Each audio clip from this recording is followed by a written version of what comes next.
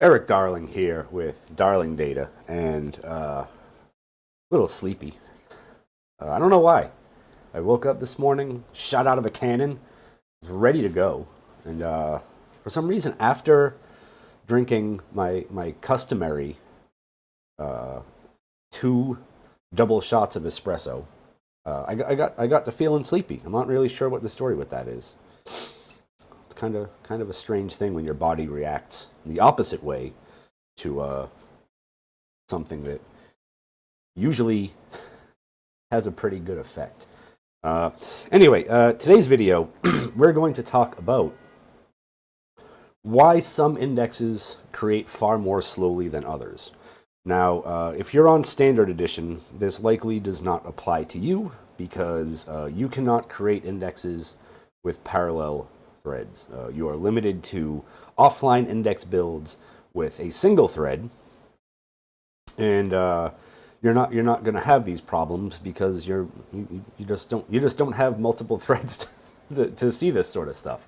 So if you're on Standard Edition, I don't know, you can create your indexes really slowly with a single thread, or you can just watch this video. I don't know, like maybe install Developer Edition. Just see how grand being able to create indexes quickly or more quickly is. Usually, sometimes for the most part. Now, what we're going to do is we're going to start. Well, I've already created them because I mean it does. If we look under the armpit down here, let me zoom in under the armpit. I want to make sure that you get the full underarm experience from me. Where's that time thing? Where are you? Where are you hiding from me? There we go. 1 minute and 18 seconds to create all these, and I didn't want to sit there and make you wait for these things to pop up. Before we look at the plans for these, though, what I want to point out is that there's a link up at the top there at my website, different index build strategies for SQL Server. And that's not a post that, I mean, I did write the post, but really it's a collection of links from 2006, back when Microsoft actually wrote useful things about SQL Server, not just like bland marketing material about how new feature is going to drive modernization data, blah, blah, blah. This was actually useful technical information. Good stuff. So there's like 6 or 7 posts up there at that link to old Microsoft posts about different index build strategies for SQL Server. And some of them you'll see in here if you read all that stuff. This link will be in the show notes as usual. So I'll stick that in the old YouTube description. And without further ado, let's look at some stuff. So I just want to get the first 4 things up here. There's 4 in total. But we have 4 indexes that got created. 2 of them on the votes table and 2 of them on the post table. And what I want to show you really quickly before we move on is the columns that these indexes got created on. So the vote type ID column is very not selective. There are like majority of vote types are upvotes or downvotes. There's a decent amount of question marked, or rather answer marked as green check mark, the answer in there. But then there's a bunch of other things for like spam, offensive, whatever. And so it's just not a terribly selective bunch of data. The second index we created was on a column called Post ID, and Post ID is much more selective. Granted, there are some posts with way more votes than others, right? So it's like skewed data, but it's pretty selective generally. For the post table, we did almost the same thing. We created one index on a very not selective column, post type ID, because most post types are going to be questions or answers, and then there's like a smattering of other stuff in the table as well. And the next one is on owner user ID. Now, owner user ID is pretty similar to post ID up here in that, you know, there's going to be some skew towards users who ask more questions or post more answers. But in general, this is a fairly selective column. At the far outlier of this is John Skeet, who in the 2013 version of Stack Overflow has around 27,000 or so answers, or questions and answers combined. I think mostly answers, to be honest with you. I don't think John Skeet has ever asked a question. From thinking about things logically, at least a question that was not rhetorical. Is, you know. One of those. Maybe he's asked, maybe he's asked questions of other people in interviews, but, I don't think he's ever asked a question he didn't know the answer to. Just fascinating way to live life. So let's look at kind of what happens in here. Now, we're going to go get the properties of all these things because that's where all the helpful stuff lives. And we're just going to expand the rose red thing a little bit. We can expand this too, but it's not going to really make much of a difference. If you've watched other videos of mine, you know that this is the number of rows that a thread handled, and this is the number of rows that a thread produced. So if we had, like, we don't have a filter on this index. We had a filter on this index, these threads might have produced much lower numbers, but since we don't have a filter or anything on here, these threads up here will produce the same number of rows that were read down here, right? So, good to know. Good to know. Good things to know. And I don't know what that accent was. It was very non-specific. I wasn't making fun of anyone. It was just a voice that came out of my body. Maybe I'm possessed. Maybe I'm just exhausted. Who knows? But if we look at the sort for this non-selective query, this is where things get a little jangly. Right? If we look at all this stuff, some of these threads handled way more work than others. Right? This one handled a whole bunch. This one handled, I guess, a decent. This one handled the most, though. If we drew a line down under this 8, let's see if I can draw a straight line with this thing. Pretty good, not bad. I haven't had my morning drink yet, so it's a little squiggly, a little shaky. But if we look at this, like this thread number 1 handled far and away the most. Like no other number is quite as long as thread number 1. And then thread number 3 did like nothing, and some of these handled like way fewer rows than others. And that almost matches the distribution of data in the column. And I'm going to show you that in a second. And then if we look at the, let's stick with the sort, because the sort seems to be where the interesting stuff happens. And here, if we look at the sort for the index that got created on post ID, the numbers are much more even in here. Right, this is a much easier distribution of data. And if we pay attention to the times, go away, tooltip. No one needs your nonsense here. It took 40 seconds to create this index that leads with vote type ID, and it took about 18 seconds to create this index that leads with post type ID. This is the same number of rows going into there, right? There's no filter on either of these, and the only thing that's really different is the distribution of data. Right, even if you think about it, vote type ID is an integer, but it's only ever I think there are only 8 vote types, right? So you really only have the number 1 through 8. If you have post ID, it's also an integer, but it's far bigger integers. So it's not like the integers are all 4 bytes anyway. So it's not like there's a big difference in the type of data we're creating the index on. It's just the distribution that makes creating some indexes a lot slower. Right? And we'll see almost the same pattern if we look at what happened in the index creation for the post table. Sorry, if we look at what happened over here, holy cow! We only use 3 threads, and look at this distribution. You could think of that and that as questions and answers, and this as everything else.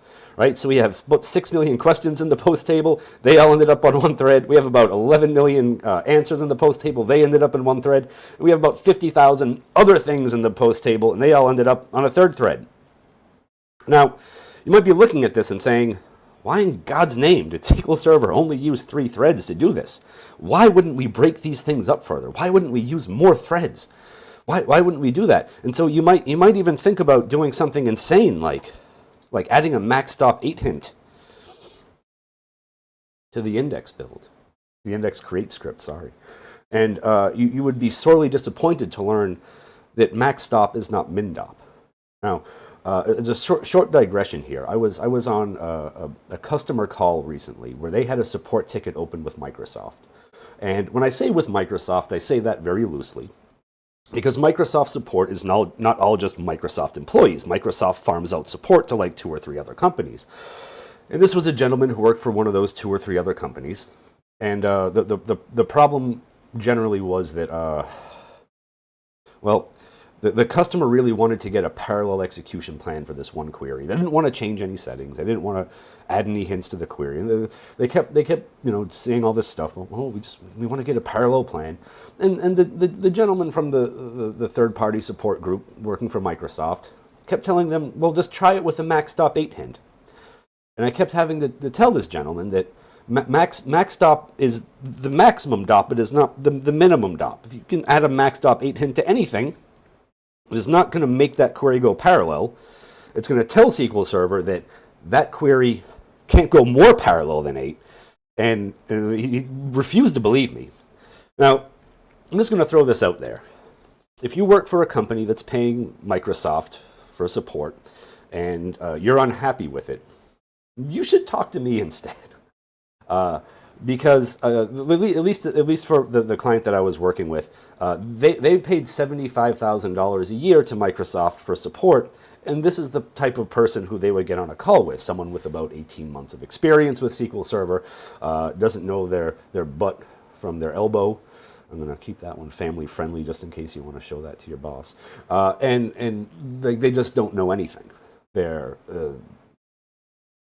again, like 18 months of experience max with SQL Server. So for about the price of one for a little bit less than the cost of one core of Enterprise Edition, you could have a whole lot of help from me who actually knows something about SQL Server. Wouldn't that be grand? So if we look, so this query, this index create only uses 3 threads, which is a little depressing. And MAXDOP 8 doesn't help because it doesn't set the minimum DOP. There's no MinDop hint. Much as I wish there was a MinDop hint, we don't get that.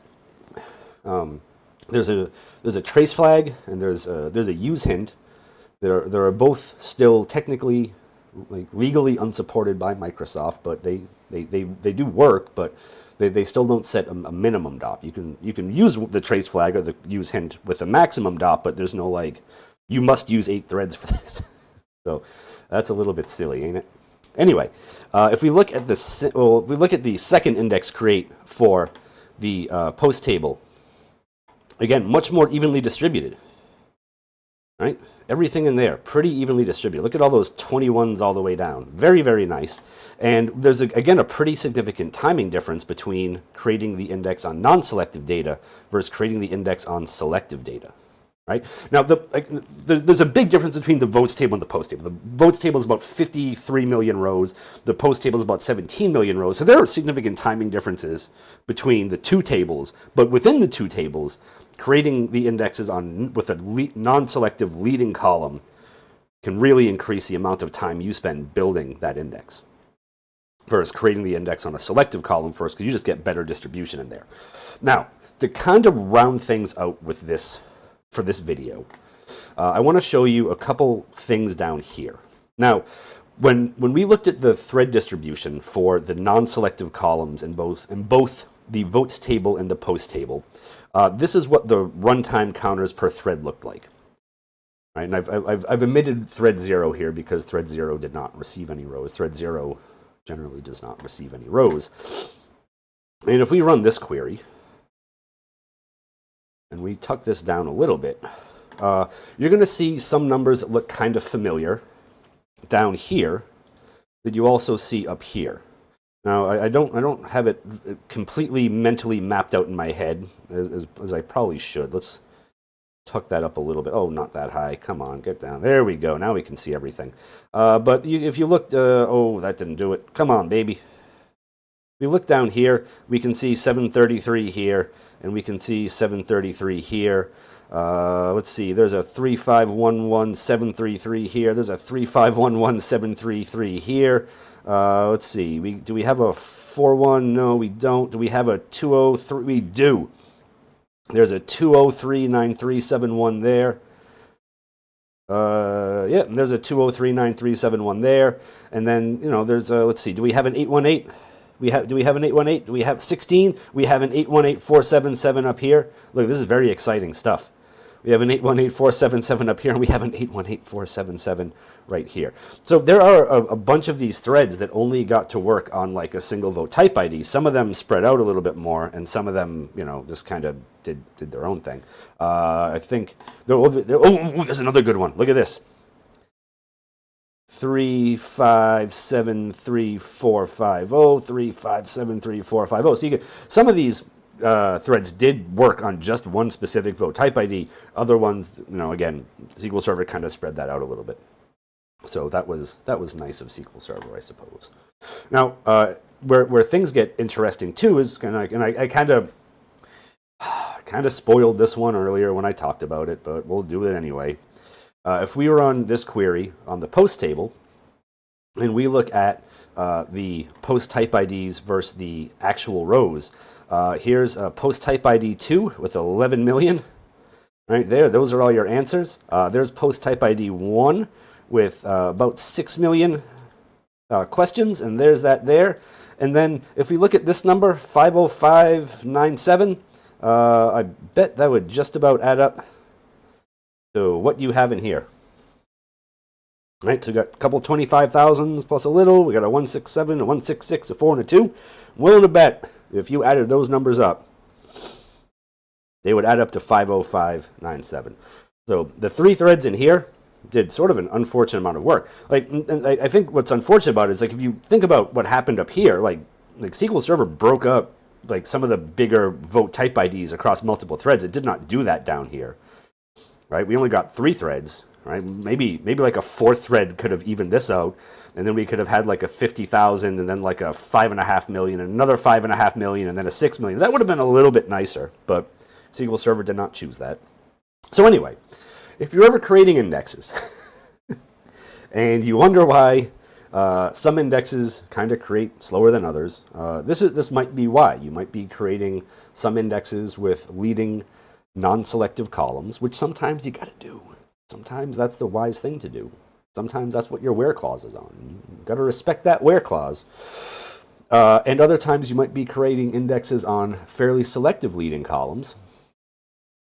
And you might think, wow, that index created a lot faster. And this would probably explain why. If you're ever incredibly curious and you get the actual execution plan for your index create statements, you might see stuff just like this, very uneven row distributions across threads. Maybe in like in the case of the post table, you might not see very many threads involved at all. And that could also be part of it. And remember, especially if you are working for a Microsoft third-party support vendor out there, MacStop is not MinDop. And again, if you are overpaying Microsoft for terrible support, I'm your man's. can certainly do better than add a MAXDOP hint to make a query go parallel, because that's a sure sign of a lack of knowledge. Put that nicely. Anyway, I hope you enjoyed yourselves. Lord knows I did. I think I kind of pepped up a little bit as I was talking. Maybe just sitting at my desk was what was making me a little sluggish feeling.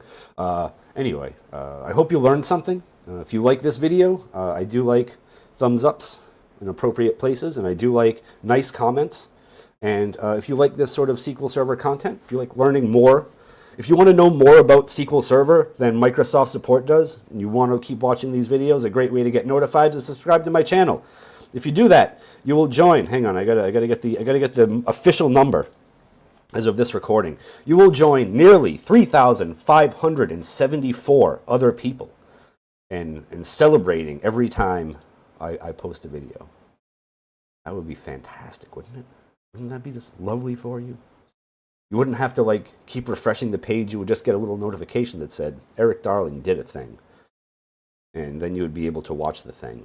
And you would be a smarter, happier, more well-informed person for doing so. Anyway, I'm going to... I got stuff to do. Actually, I'm finally getting a haircut in about a half hour. So I should probably prepare myself for that eventuality. And in the next video I record, I'm going to not look like some sort of, I don't know, weird nerd. It's a curly Q thing over here. I don't care that my hair is thinning. I care that my hair waves when I don't want it to. I'm in my mid-40s. My hair is probably going to get thin unless I intervene in some way. And I'd rather just shave my head. And the reason I'd rather shave my head is because when you're a guy with a shaved head, when it's not due to illness, there is a tremendous amount of responsibility on you to maintain a reasonable weight, because you don't want to have a big face with a shaved head. At least I don't. It makes me look I look like Dr. Evil if I get chubby with a shaved head. So you don't want to see that. So anyway, I'm gonna go do my self-improvement stuff, and I will see you in the next video. Thank you, truly, from the bottom of my heart, for watching.